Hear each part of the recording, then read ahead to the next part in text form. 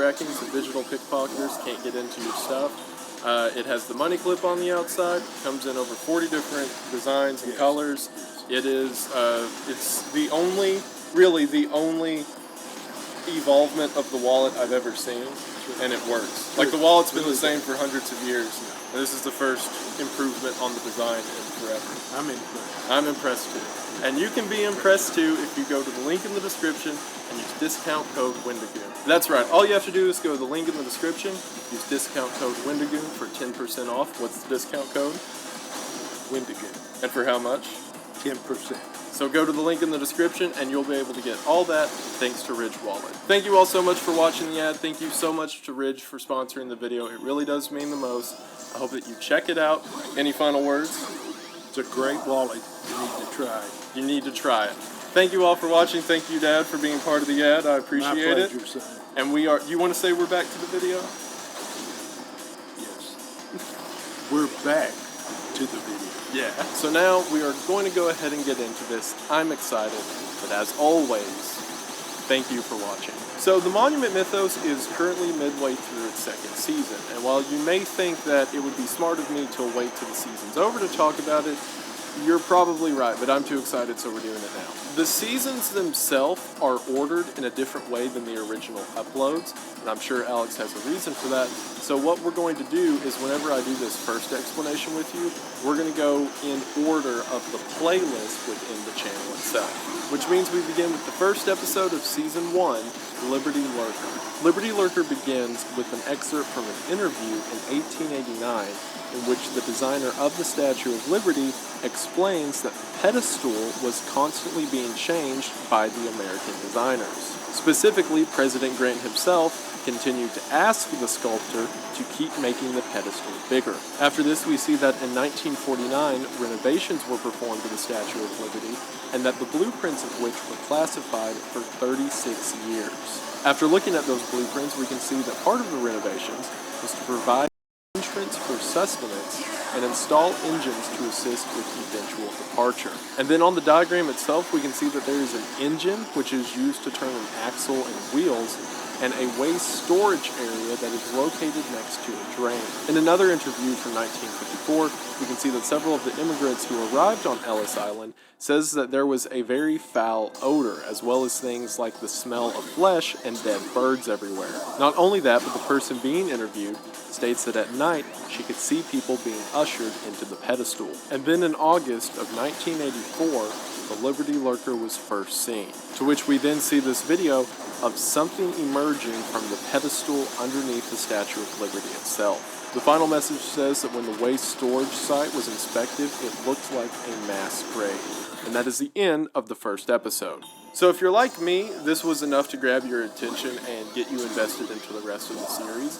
And I'm sure that you have a lot of questions right now, but we will do the question and theory and connection part at the end.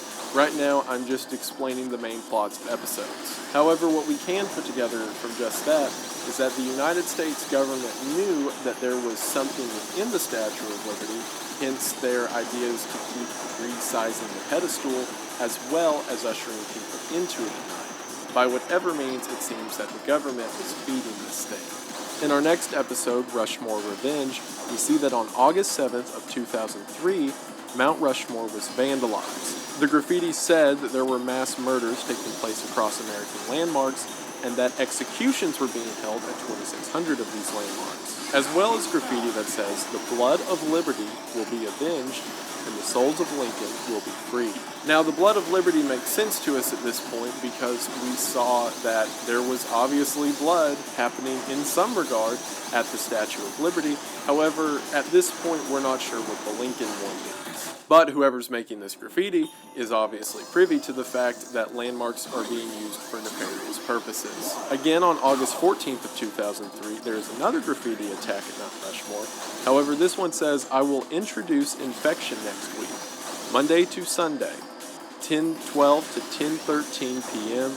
Watch the symptoms." And because of this threat, the National Park Services assign a full-time security team to both record and watch Mount Rushmore at the minute that the threat said infection would come.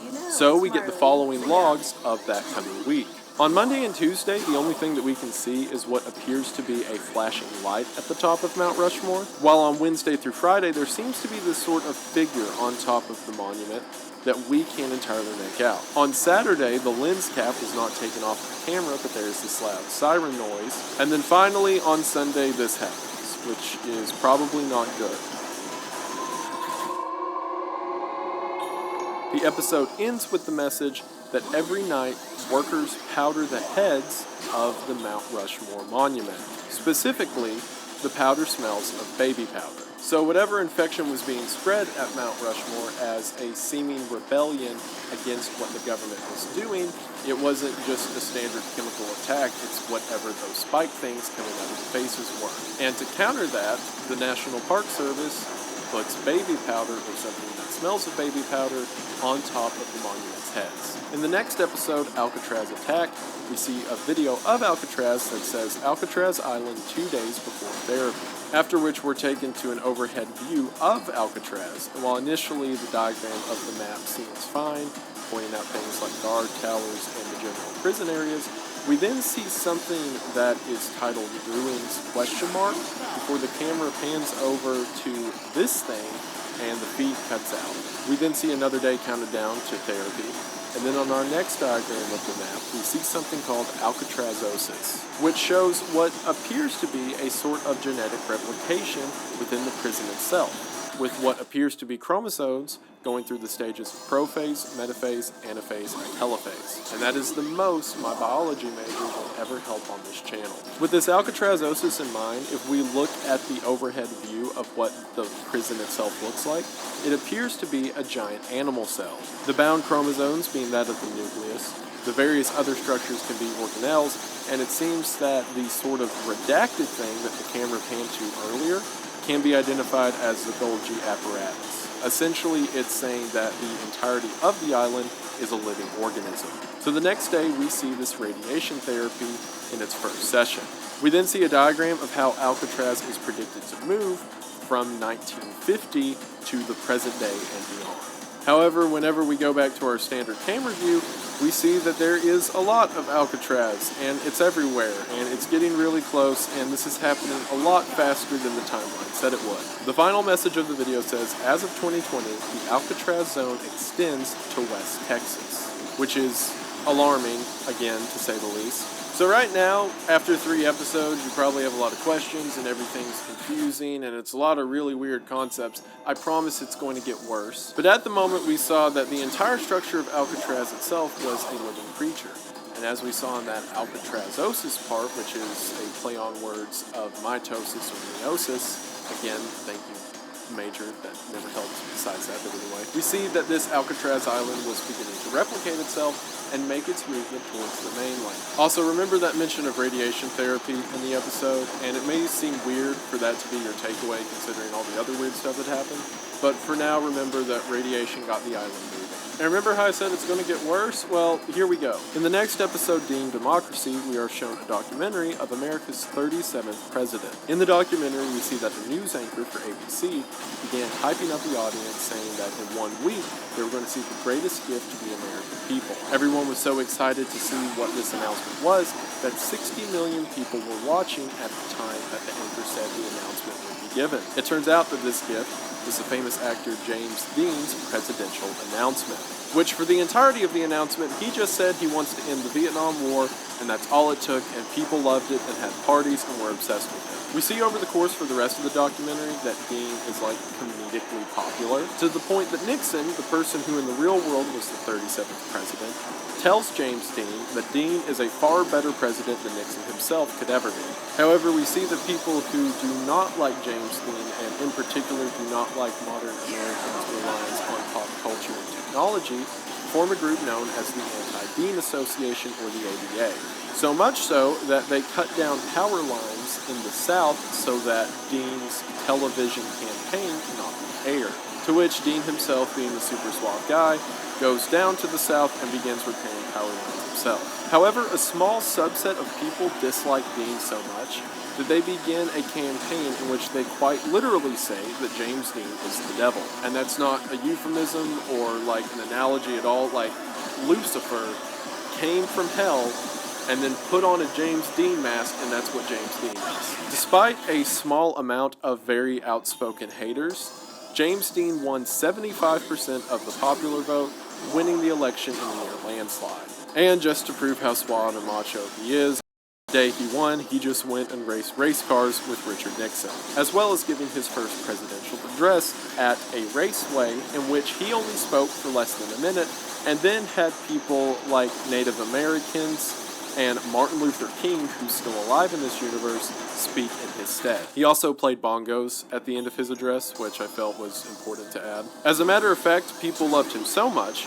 that on April 20th of 1969, whenever he gave his 90-day address of office, the audio cut out shortly into the address, which means no one could hear him, but people were so obsessed with him that they liked it even more because they said just seeing his expressionate face and how happy and young and pretty and smart he looked was enough to convince them that he was doing a great job, even though they literally had no idea what he was saying. It even says that Stanley Kubrick called the address the greatest silent film of all time. And that's the end of Dean Democracy. So if it wasn't clear enough already that this series is based on an alternate history, we now see that the 37th president in this world is James Dean, and he's not going to be the only presidential shift that we see throughout the series. And I've got a lot to say about James Dean, but you don't have the information on it yet, and if I just spoke about it now, I'd sound like a crazy conspiracy theorist. Well, I guess I always sound like a crazy conspiracy theorist, but I'd sound especially like one if you had absolutely no idea what I was talking about. So I'll hold it for now, but we'll come back to Dean. In the next episode, Air Force One Angel,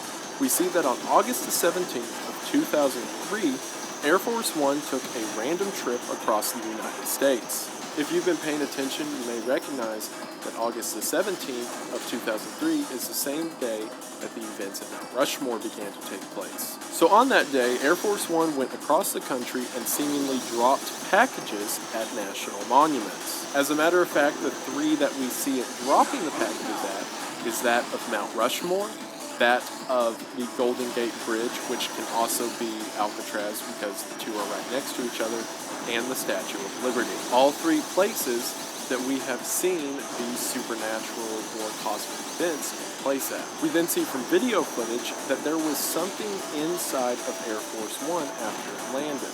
And as a matter of fact, the White House confirms that the flight was entirely unmanned. So whatever flew the plane and dropped off those packages acted alone and was this creature seen on camera, which has been referred to as the Angel. So whatever this angel was, managed to break into Air Force One, fly to these monuments, and drop packages.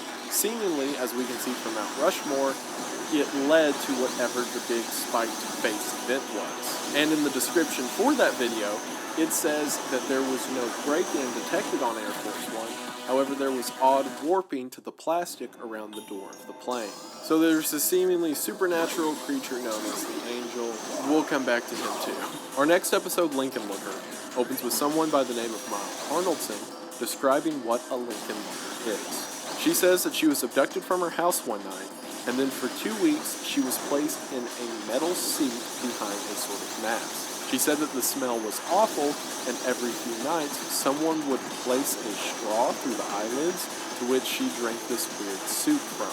However, after 2 weeks, they realized they got the wrong person, to which Reagan himself apologized to Maya, and she was financially compensated. And they didn't really care if she told her story to anyone because no one would believe something so ridiculous. Maya then shows a picture of what this face is, and it looks very reminiscent to that of Abraham Lincoln. We then hear an interview from a former advisor by the name of Leonard Moreland, who says that the Lincoln Looker is a position appointed by every president at the beginning of their term.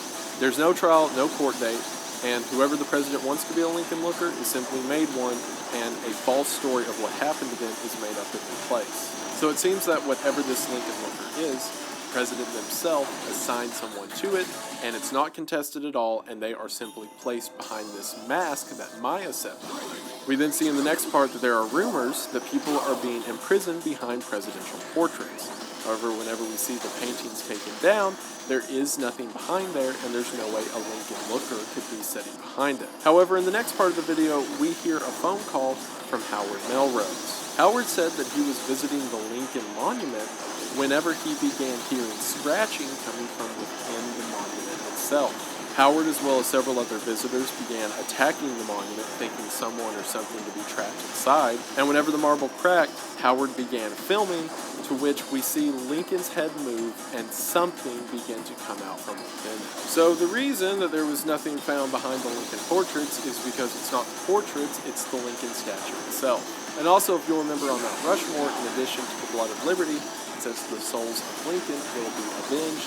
So we can assume that this is relating to that, and whoever made that graffiti also knew about the Lincoln looker. However, at the moment, we don't know why there would be someone just placed within the statue itself, or whatever that was that came out of the head. But again, we're just getting the puzzle pieces right now. All the analysis stuff comes later. This is where you're supposed to be confused. In the next episode, Washington Wormhole, we get our first real idea of what's going on. We open with a poem about something known as the Special Tree, and specifically how the Special Tree became sad after the lumberjack cut down all of its friends, so the Special Tree made a tune that, quote, breaks his lung. We're then shown a timeline which says in 1840, the first photograph of the Special Tree was taken, which we can see this decrepit sort of skinny tree coming out of the ground. And then in 1848, a monument began to be built around it, this monument being the Washington Monument itself. Then during the Civil War from 1861 to 1865, construction halted on the monument. However, prisoners were seen being let inside. Remember how, like, the graffiti said there were executions happening at these monuments? And at the Statue of Liberty, we heard about immigrants being let inside at night. And now here at the first days of the Washington Monument, we're hearing about people being let inside. Yeah. And then in 1888, it says construction was complete. In 1910, construction of the monument was finished, and it became a large tourist attraction with the message saying that there is music within its walls. This is definitely in reference to the poem at the beginning that said the Special Tree could make a certain tune.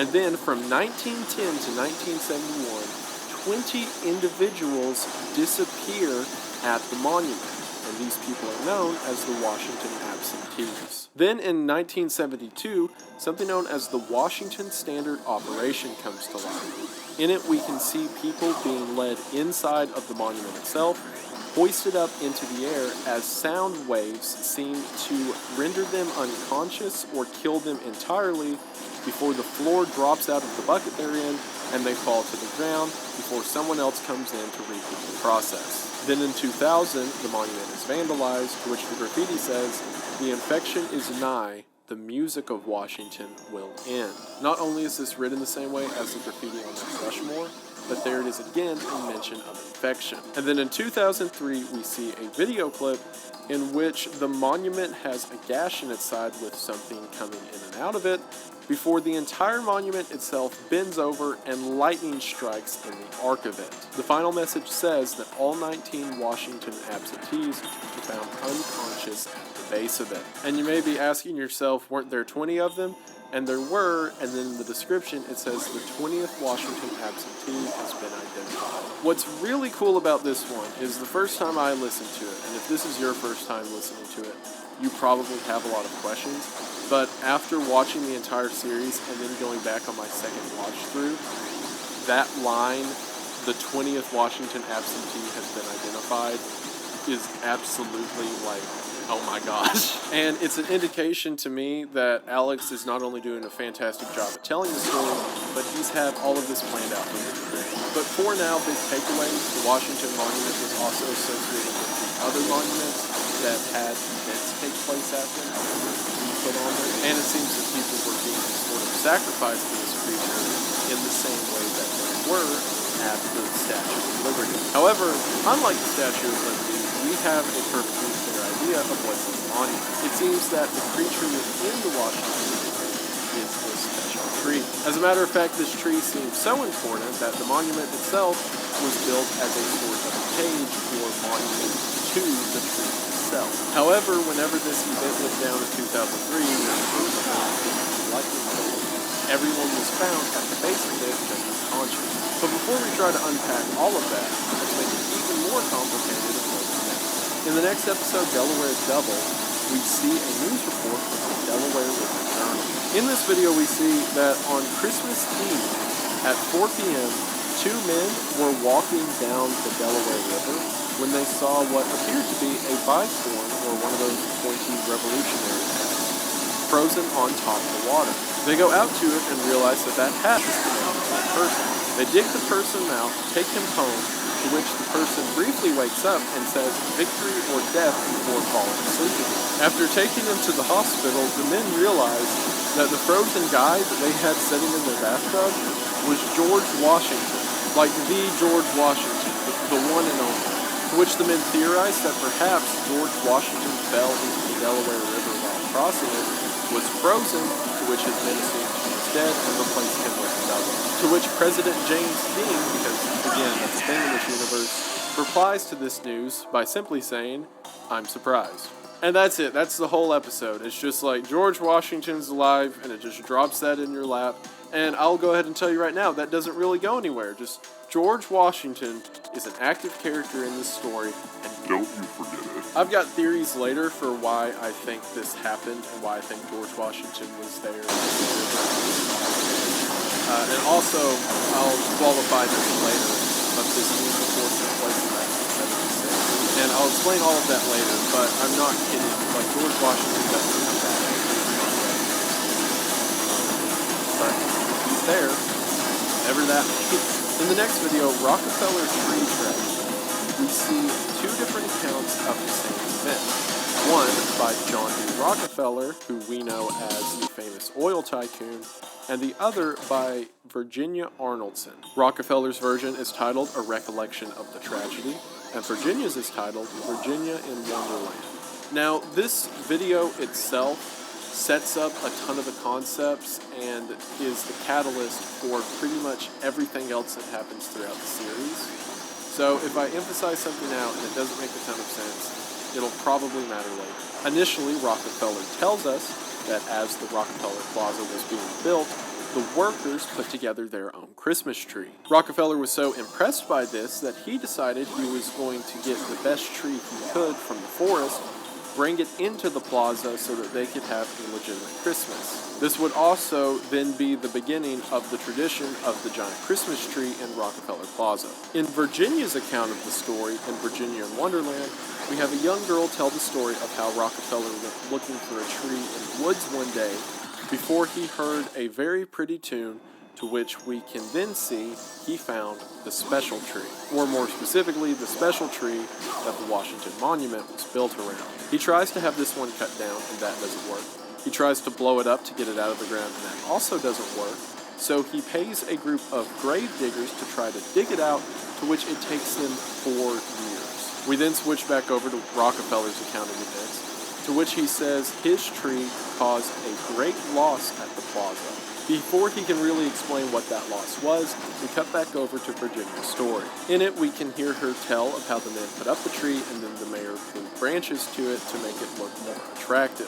Virginia decided that she wanted to put the first ornament on the Christmas tree, and she saved up her money to be able to buy a star to hang on it. However, after the men leave and she approaches the tree, she realizes that the branches are too high for her to reach. Because of this, she gets 10 of her closest friends to come over, and they assemble a ladder out of each other so that she can climb up to the top and place her star at the top of the tree. However, whenever Virginia does this, the tree bows exactly like the special tree mentioned in the Washington Monument.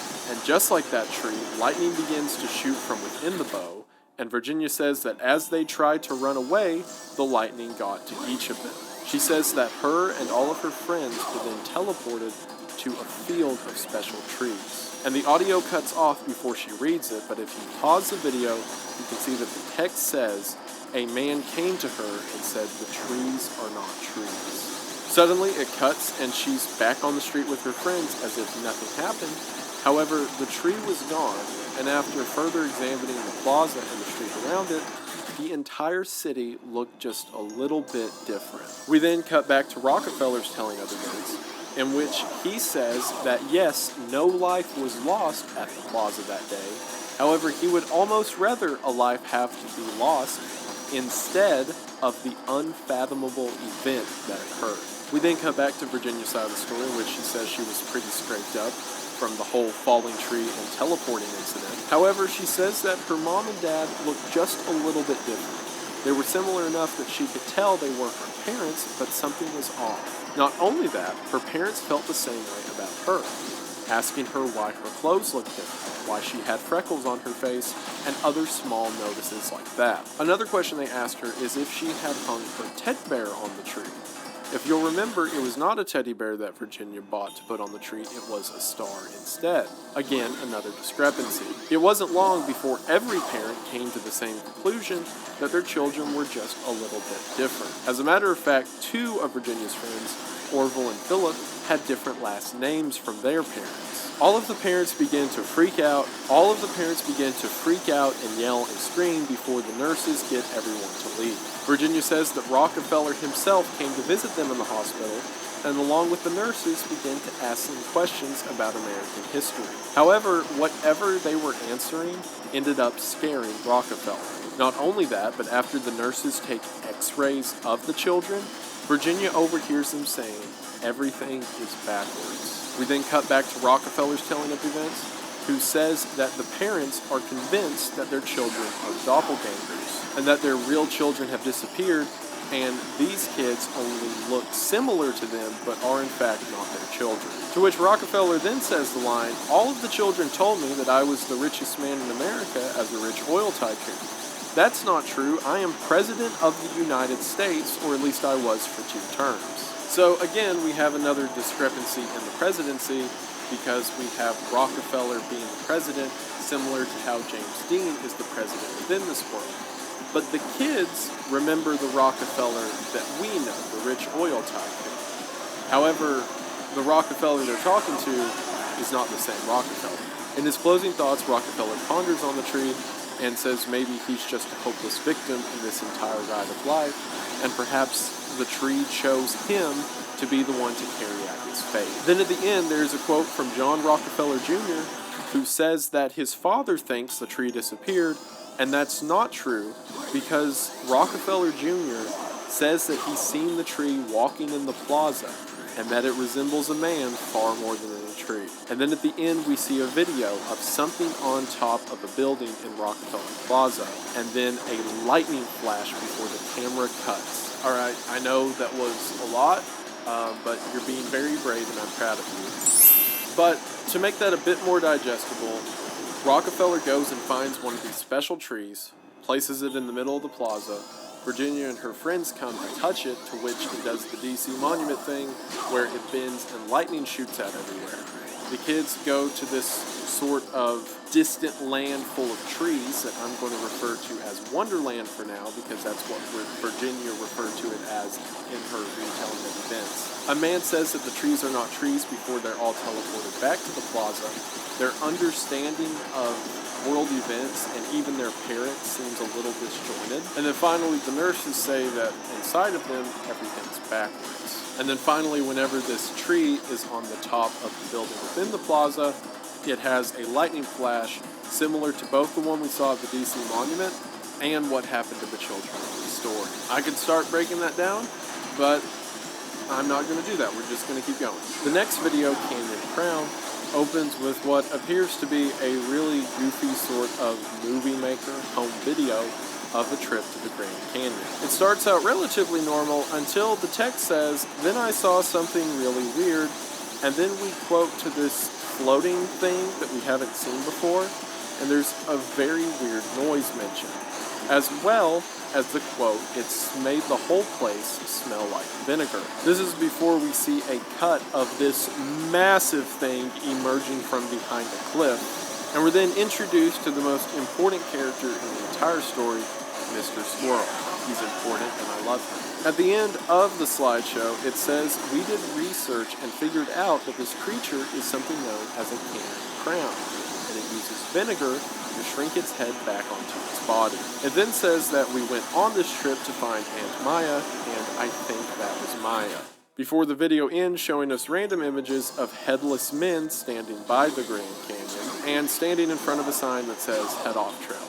Haha, very funny. I don't even know if it's worth beginning to analyze that now, because it's not going to make sense without context from anything else.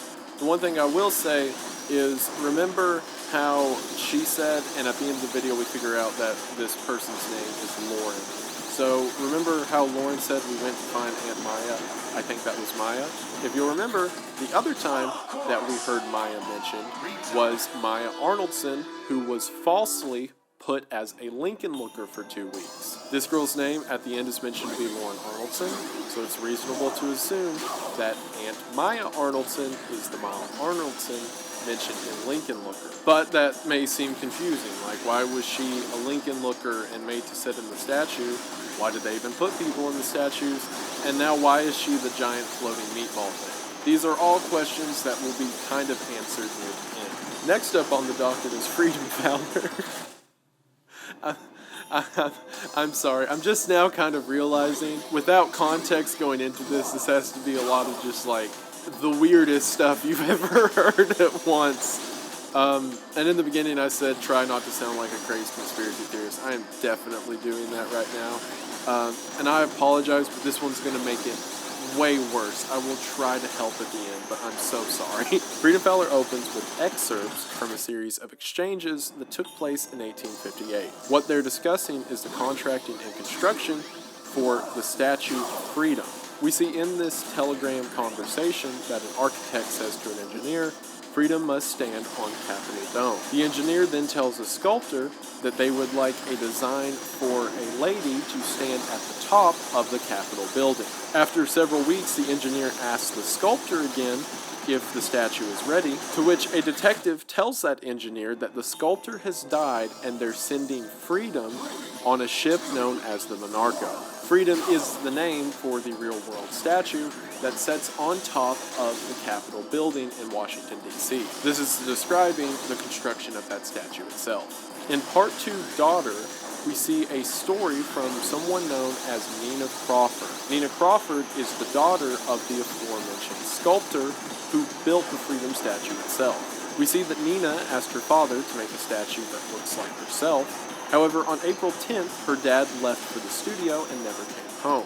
After Nina's mom goes to look for him, she comes back home and locks herself in the bedroom before investigators and the police come, to which the mom continuously yells she has his eyes to the police. Nina, who overheard that Freedom would be sent on the Monarco, finds the ship in port and then crawls into the box that is housing the parts of Freedom. Nina says that she can feel her father's presence within the box and around Freedom, and she hopes that she will be shipped to wherever her father is, not understanding her father's fate. She also mentions that Freedom feels alive, and even more eerily, has her father's eyes. Every night she can hear what sounds like Freedom moving in the darkness, until one day Freedom breaks out of the box, grabs Nina, and begins to sprint through the jungle. As Freedom is running, the statue is chopping down trees before it crawls into a very deep cave. Nina says that as she is riding, Freedom is continuing to sharpen its sword and just stare at Nina.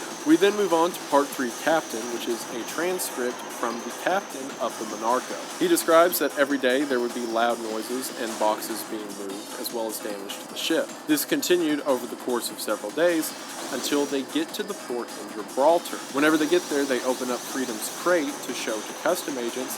However, Freedom is entirely missing. We then move on to Part 4, Commissioner. In it, he says that on April 29th, something destroyed the trees moving up the mountain in Gibraltar. The trees were perfectly cut in a straight line all the way up the mountain, until they eventually arrive at a cave. After going into the cave, they find the statue standing there with a hollowed-out torso wrapped around it, and next to it, the destroyed remains of somebody. They then hoist the statue out of the cave and begin to send it on its way to the United States, where it was originally supposed to go, and officially chalk everything up that happened to the wind.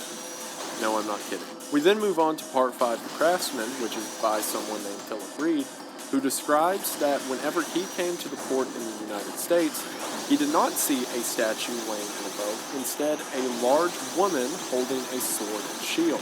And the men say that whenever they got the statue to the port in Gibraltar, it just started fighting and killing everyone and kept using their skin to make skin for itself until it was now a completed person. Reed himself was charged with peeling the skin off of the statue, which he did, and afterwards the statue, which was now back in its original form, was completely immobile. So they just put that thing up on the Capitol. The thought process is so funny to me, because it's like, yeah, we want to, pay this contractor to make us a statue.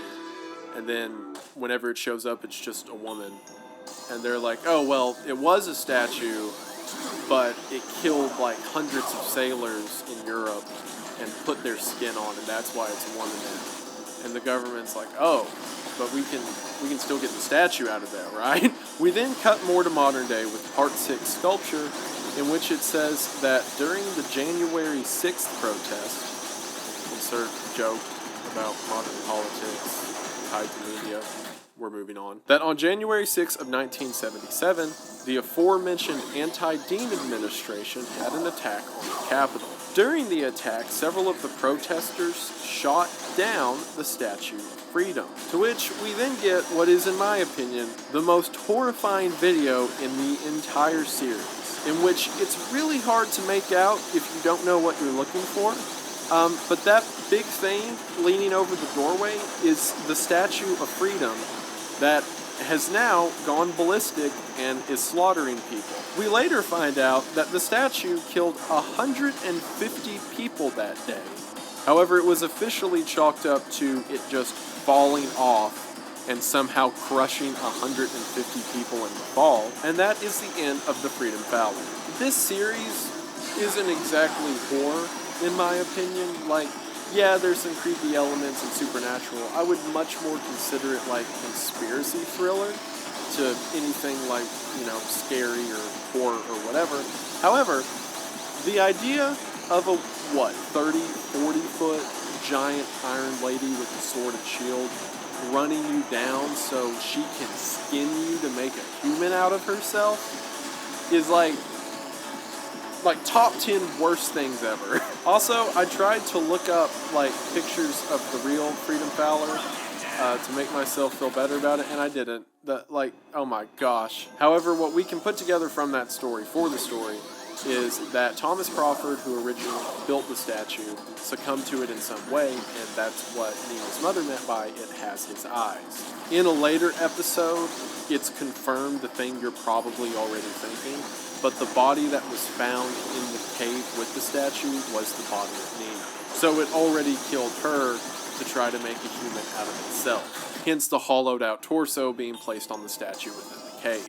However, that whole mention that Nina had, she could feel her dad's presence with the statue, is later echoed later in the series, which I'm kind of jumping the gun a bit, but it helps with this explanation.